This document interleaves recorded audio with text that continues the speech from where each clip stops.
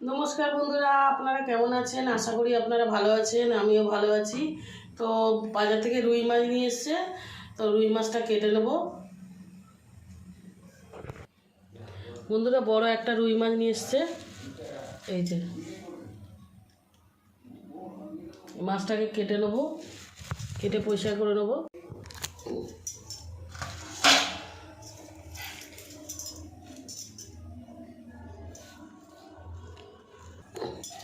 তো কেটে নেব বন্ধুরা।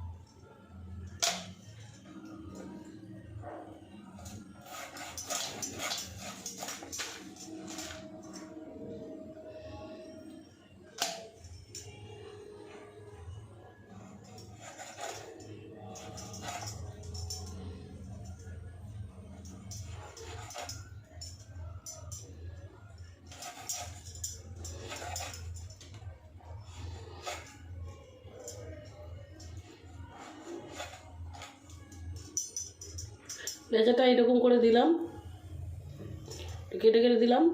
এর মধ্যে ঝাল নুন ভালো করে ঢুকবে।